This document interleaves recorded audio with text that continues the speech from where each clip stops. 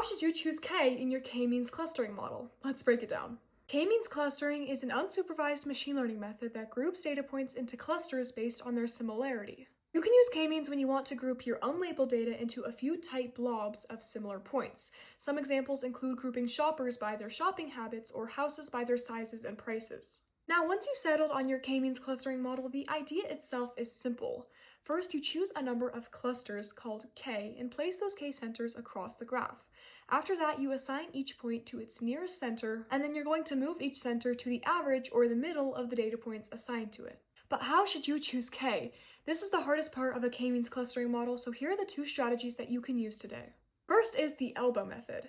Maybe you've heard of a term called sum of squares. Here's how it works. Once your data is already clustered, you're going to choose one data point, measure how far it is from the clustered center, and then square that value. Do this for the rest of the data points in the cluster, and then once you have a bunch of squared values, add them together. Do this within every cluster, and then add all of the cluster totals together.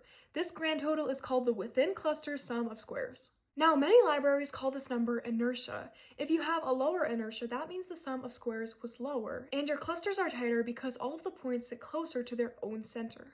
The most integral property to understand with k-means clustering is that your inertia will always go down as you increase k. However, this happens with diminishing returns, and we want to find that k value that's the perfect in-between. This brings us to the elbow method. Essentially, you're going to start by fitting your data for a range of k values, for example, from 2 clusters up to 10 clusters. Then you're going to record the inertia for every single value of k and plot that inertia versus k on a graph. When k is still small, the curve drops very quickly because each cluster is wiping out a ton of error. However, we do get to a point where each cluster only shaves off a tiny bit of inertia. The point where you can see that clear shift in the graph is called the elbow, and it's where the big gains taper into smaller gains. Choose k at or just before that bend. This is the optimal amount of clusters that achieves most of the possible reduction in inertia without overcomplicating the clustering. If you want to do this in your own machine learning model, start by opening up your coding environment and loading and standardizing your features. Then loop over a certain number of k values, this example goes from 2 to 10, and record each model's inertia. Use matplotlib to plot the inertia versus k to see where the graph levels off, and you've successfully used the elbow method. The next method you can try is the silhouette score. The silhouette score provides a second viewpoint in addition to the elbow method by measuring how well each data point fits into its currently assigned cluster versus the nearest alternative cluster. Here's how we calculate the silhouette score.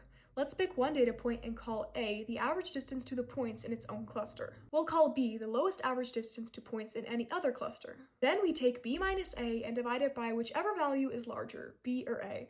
This gives us a value between -1 and 1, indicating the clustering quality.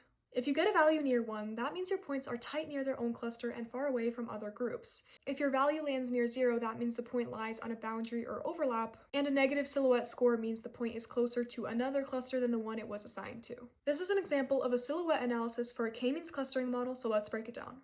The right side shows a simple visualization of our clusters on a graph. Now look to the left. On the x-axis, we're tracking each point's silhouette score from -1 to 1, and on the y-axis, we're just grouping points by their cluster. What looks like 1 bar per cluster is actually many thin bars, 1 per data point. So the whole block is an accumulation of individual scores. The block's total height shows how many data points that cluster has.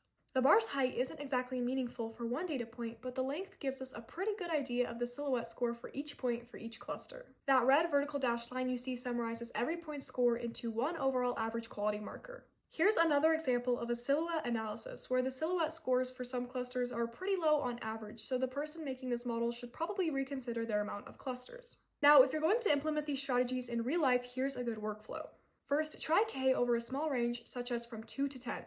Then compute the elbow curve and the silhouette scores. If you're really between two k values, then inspect what your cluster data would look like for each of those cluster amounts. If k equals 3 gives a clear elbow and the high silhouette, and your cluster plot has 3 compact groups that match your understanding of the problem, then you can proceed with confidence. However, if your data is elongated or curved, or outliers are absolutely dominating the solution, then you might want to consider alternatives, such as the Gaussian mixture models, dbSCAN, or spectral clustering. With this information, you can now cluster confidently, so save this video for the next time you're working with k-means clustering and follow for more.